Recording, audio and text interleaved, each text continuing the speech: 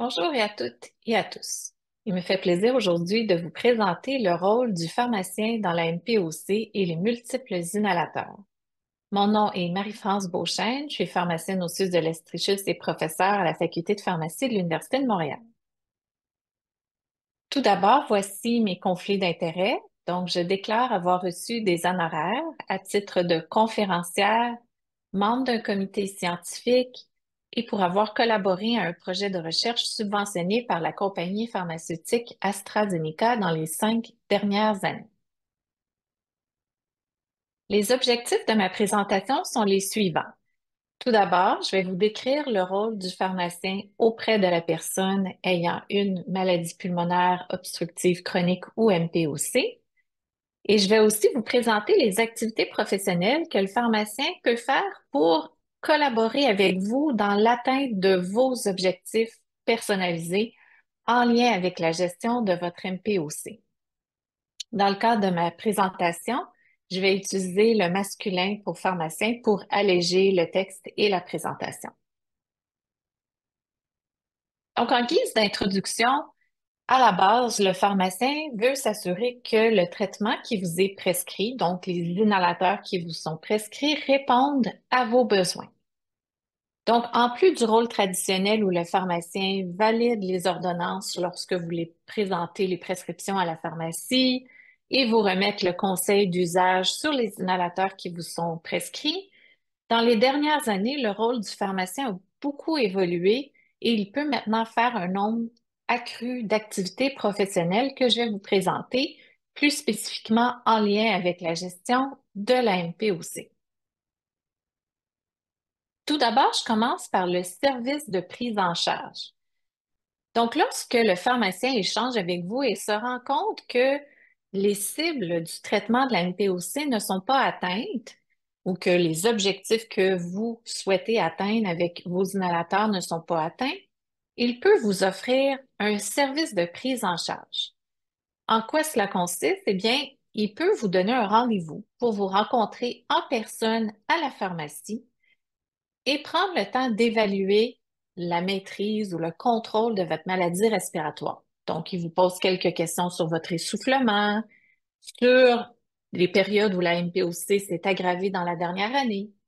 Et là, s'il voit qu'il pourrait avoir modification dans votre traitement en général de la MPOC, soit par exemple un changement dans les inhalateurs, il peut en prendre note et le proposer à votre équipe de soins. Ensuite, 2 rencontres de suivi additionnelles peuvent être planifiées dans l'année qui suit pour vérifier, à titre d'exemple, si le traitement ou vos inhalateurs ont été modifiés, si ça fonctionne mieux et que vous êtes satisfait de ce nouveau traitement.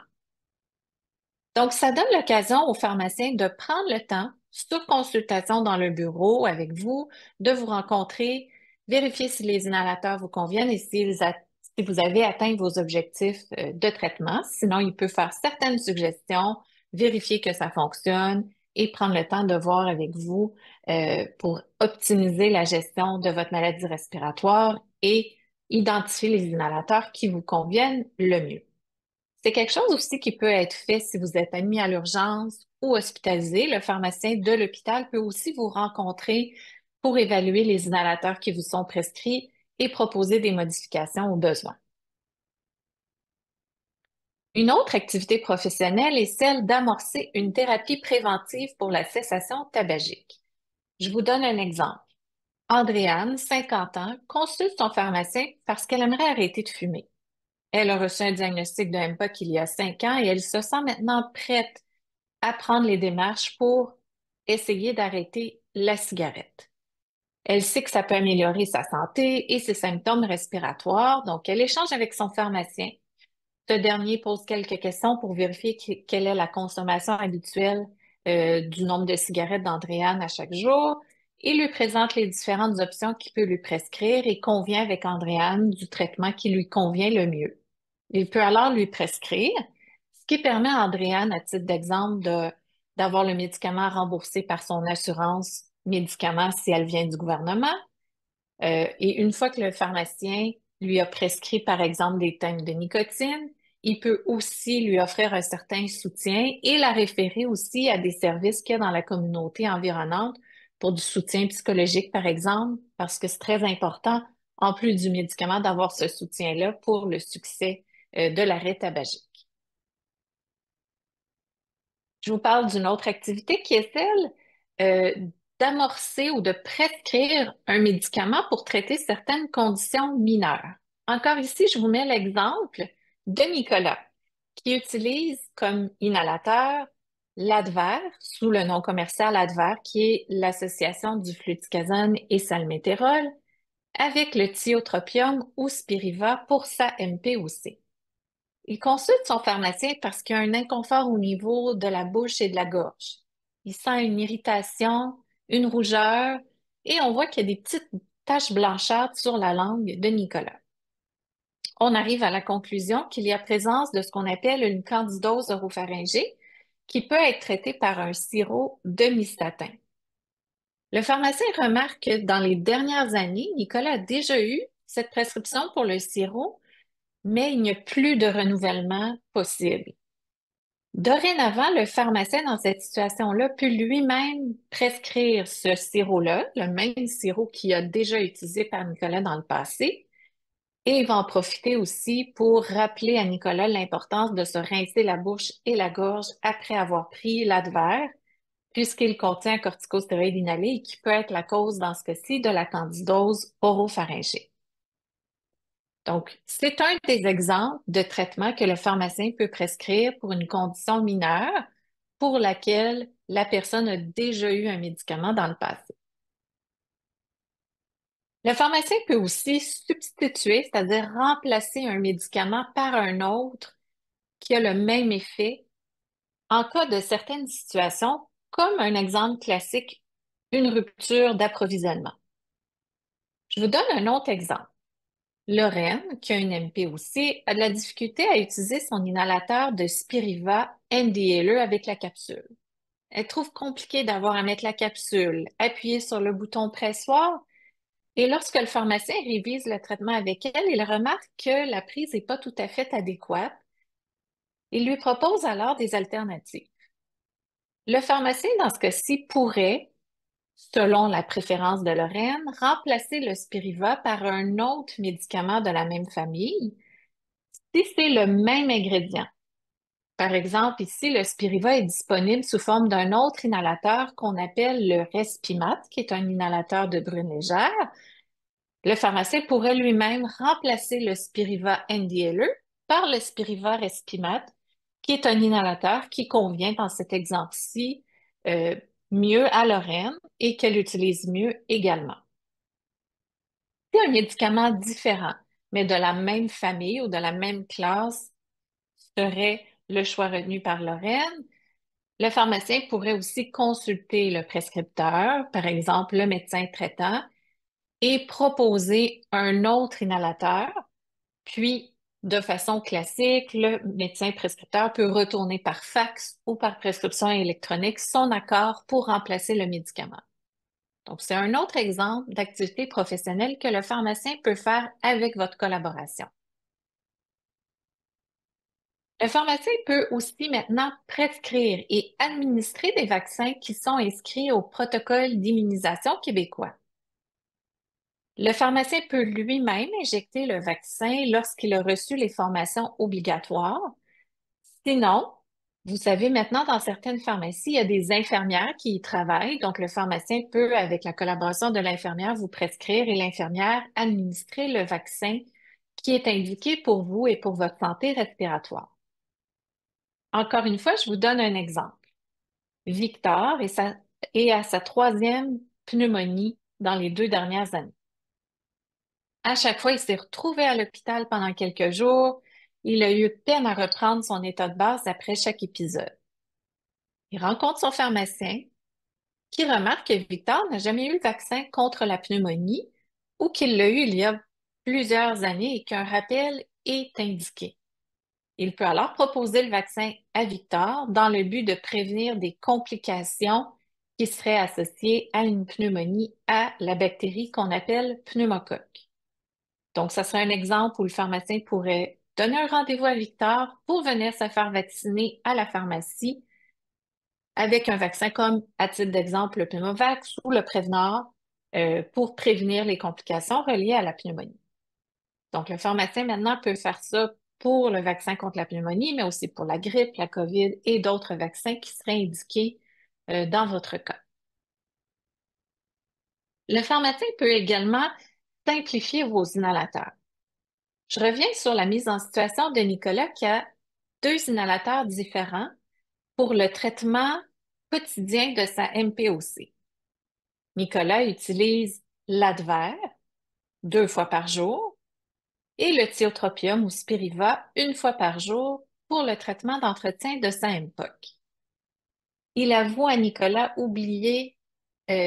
pardon, avoue oublier auprès de son pharmacien sa deuxième dose d'Advair le soir de temps en temps, qui fait en sorte qu'il y a quand même des symptômes respiratoires qui ne sont pas optimaux. Le pharmacien peut alors s'asseoir avec Nicolas puis lui présenter des alternatives et il propose à Nicolas un inhalateur qui combine les trois médicaments, fluticasone, salmétérol, tiotropium, dans le même inhalateur. En fait, pas exactement les mêmes médicaments, mais les médicaments de la même famille. Il propose cette nouvel inhalateur à Nicolas. Ce dernier est intéressé. C'est un inhalateur qui s'amuse 1 seule fois par jour. Nicolas accepte cette idée-là. Le pharmacien la propose au médecin prescripteur ou à l'infirmière praticienne qui pourrait aussi, ou l'inhalothérapeute qui pourrait être dans l'équipe de soins. Et cette proposition-là pourrait se solder en une nouvelle prescription d'un nouvel inhalateur qui se prend 1 seule fois par jour par Nicolas pour éviter qu'il oublie la dose du soir et simplifier le traitement de sa MPOC. Donc, c'est aussi quelque chose que le pharmacien peut collaborer avec vous, simplifier vos inhalateurs. Le pharmacien peut également modifier la posologie ou le dosage de certains de vos médicaments pour assurer la sécurité du traitement ou optimiser l'efficacité du traitement selon certaines cibles scientifiquement reconnues. Je vous donne l'exemple de Régent qui consulte son pharmacien car il ressent plus d'essoufflement depuis 2 jours.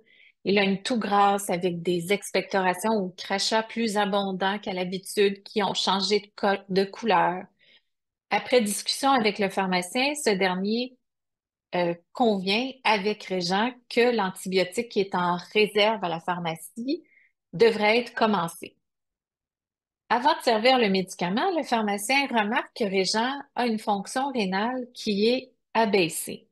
Donc, les reins ne fonctionnent pas à 100% et l'antibiotique qui est en réserve nécessite un ajustement de dose. Le pharmacien peut maintenant, par lui-même, ajuster la posologie ou la dose de ce médicament-ci, dans l'exemple de l'antibiotique. Il va se fier sur des cibles scientifiquement reconnues, c'est-à-dire certains guides officiels de pratique. Il va remettre l'antibiotique à la bonne dose à Régent et va le téléphoner dans les 2 jours qui suivent pour s'assurer que le médicament fonctionne bien et dans ce cas-ci qu'il ne cause pas trop d'effets secondaires. Puisque si la dose n'avait pas été ajustée à la baisse, ben peut-être qu'il y aurait pu avoir plus d'effets secondaires reliés à l'antibiotique dans le cas de Régent. Le pharmacien peut aussi prescrire des médicaments de vente libre, c'est-à-dire des médicaments qui se trouvent sur les tablettes à la pharmacie en auto-soin. Je vous donne un exemple ici, Gaétane, qui se présente à la pharmacie à la recherche d'un médicament pour soulager des symptômes d'allergie. Depuis que la saison de pollen est arrivée, Gaétane est incommodé par de la congestion nasale. Malgré la prise de Claritin, de Sinus Rinse, la situation ne s'améliore pas. Puis elle remarque que sa respiration aussi est un peu plus difficile. En effet, on sait que chez les personnes qui ont des problèmes de santé respiratoire, lorsqu'il y a des périodes d'allergie, parfois ça peut avoir une influence sur les symptômes respiratoires et aggraver ceux-ci. Donc, Gaétane discute avec son pharmacien. Ce dernier, en collaboration avec Gaétane, propose différentes options et il est convenu de prescrire un médicament en vaporisation nasale qui possède des propriétés anti-inflammatoires qui s'appelle le Nasacor. Ce médicament-là, on le prescrit dans le but d'atténuer les symptômes d'allergie et d'éviter aussi que les symptômes respiratoires s'aggravent. Donc, le pharmacien peut prescrire le médicament et prévoir aussi un appel de suivi téléphonique pour s'assurer que ça fonctionne bien. Donc, c'est quoi l'avantage ici? Encore une fois, ben, ça permet possiblement une couverture par l'assurance médicaments, le fait de prescrire un médicament de vente libre pour Gaétane. Et l'autre avantage aussi que le médicament soit prescrit par votre pharmacien, c'est que la prescription va être enregistrée dans votre dossier électronique Santé Québec. Donc, tous les intervenants qui prennent soin de vous vont voir à votre dossier que vous utilisez ce médicament-là en vente libre. Et le fait d'avoir cette information-là, ben, ça peut influencer les décisions qui vont être prises par rapport au traitement de vos problèmes de santé. Donc, c'est toujours bien important de consulter son pharmacien lorsqu'on utilise un médicament de vente libre et dans certains cas, ça peut être avantageux pour vous que le médicament de vente libre qui est sur les tablettes vous soit prescrit, soit pour une question de remboursement ou dans ce cas-ci pour que ça soit bien documenté dans votre dossier santé. Le pharmacien peut également administrer des médicaments pour démontrer que l'usage est approprié. Dans le cas de la MPOC, qui est une maladie traitée avec plusieurs inhalateurs, l'usage approprié des inhalateurs est vraiment un élément clé de succès pour retirer le maximum de bienfaits du médicament. Le pharmacien peut administrer le médicament pour vous expliquer comment il doit être pris et observez aussi comment vous l'utilisez de votre côté à la pharmacie pour s'assurer que l'usage est approprié. Donc, c'est aussi une activité professionnelle qui est maintenant possible pour le pharmacien, c'est-à-dire administrer un médicament pour en démontrer l'usage approprié. Donc, en conclusion, la collaboration avec votre pharmacien peut être vraiment utile dans l'atteinte de vos objectifs de santé en lien avec votre maladie respiratoire. Donc, je vous ai présenté quelques exemples d'activités professionnelles. La première, c'est le service de prise en charge où le patient peut vous rencontrer sur rendez-vous à la pharmacie pour réviser avec vous comment se porte votre maladie respiratoire et si des ajustements peuvent être proposés pour atteindre vos objectifs. Le pharmacien peut maintenant prescrire une panoplie de médicaments pour vous aider à cesser de fumer si c'est le cas.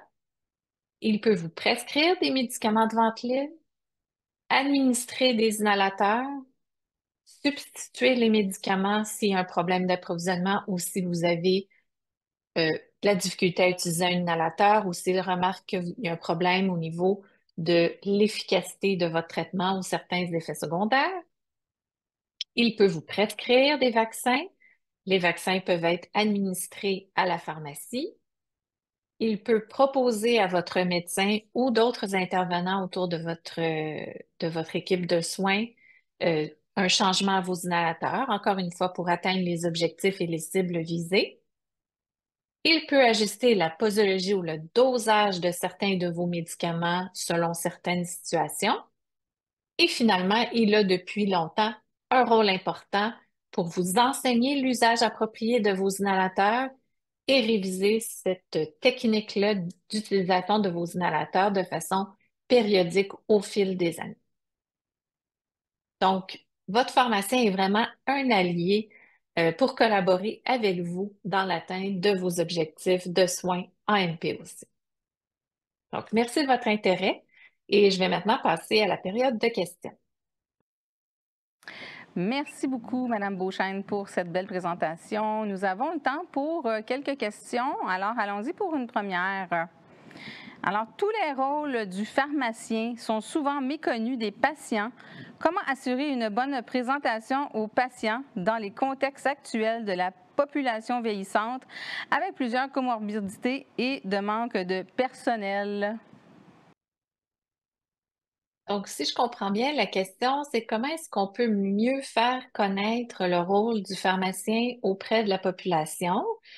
Euh, c'est certain que notre ordre des pharmaciens du Québec est plus présent dans les médias, sur les réseaux sociaux, pour faire connaître justement toutes ces nouvelles activités professionnelles qui ont été développées dans les dernières années.